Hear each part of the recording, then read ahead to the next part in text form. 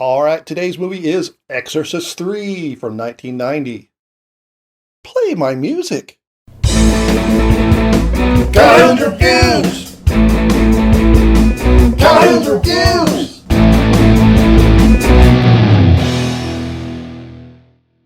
All right, as always, if you want to see the movie I'm reviewing, check out the description. There are links below to where you can buy it, where you can rent it, where you can see it.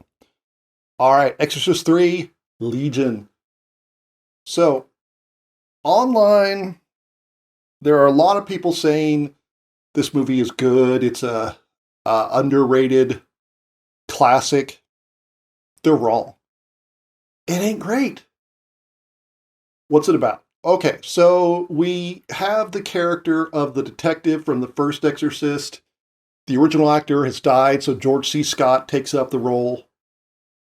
And he is hanging out with one of the surviving priests from the first movie. What are you doing out here? Founding an order called Lurking Fathers? I've been standing out there for centuries. 4 new popes have been elected. And this kid he knows gets killed in a way that's just like this serial killer, the Gemini killer, used to kill people. But the Gemini killer died years ago. So what's going on? How is it possible the Gemini killer is still around? And we find out that there are all these secret details that the press didn't know about, that this new murder matches up with, so clearly it can't be a copycat killer. The Gemini MO that you heard about is false. The misinformation was fed to the press in order to weed out all the crackpots who were coming in saying every day that they were the Gemini killer. George C. Scott's character, he goes to check some records. He goes to a mental hospital. And while he's there, they're like, what about this amnesiac we found like 15 years ago? Nobody knows who it is. That man in the isolation tank. You know, the one you looked in on. Yes. The police brought him in here 15 years ago. They picked him up wandering the C&O Canal down around Key Bridge. Total amnesia. No ID.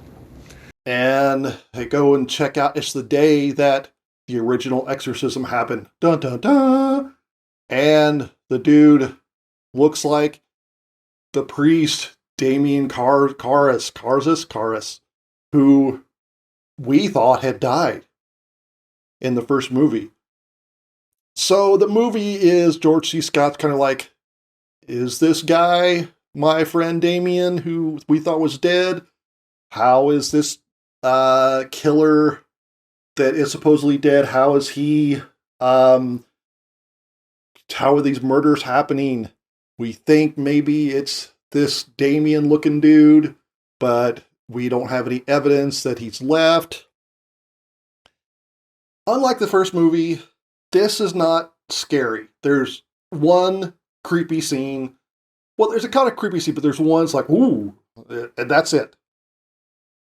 It's really more of a psychological thriller, but it also deals with supernatural elements. And so I guess if you go into it with that in mind, that it's not a horror movie, it's not really scary, then you might enjoy it a lot more. Oh, and George C. Scott's character yells. Temple, why are you encouraging this? Shut your mouth! A lot. Are you sure this isn't serious, Joe? Well, with Eddie, there was You shut up about Eddie. With my brother, it was nerves. You make a lot of people nervous. Only sinners. Everybody. Is everything all right in here, guys? We're fine. Almost at random. Yeah, like I said, people think it was good. They're wrong. I thought, for the most part, it was kind of boring. There's like, I think this is what's going on. And spoilers! Yeah, that's what's going on. The casting has a couple interesting bits where, talking to the priest and stuff like that. I don't want to give away too much about that, but that was kind of interesting. But all in all, it's just not that cool. It's not good.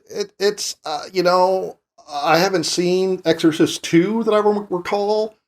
So, or they also made like 2 prequels. I haven't seen those, so maybe it's better than those. I can't wait to say.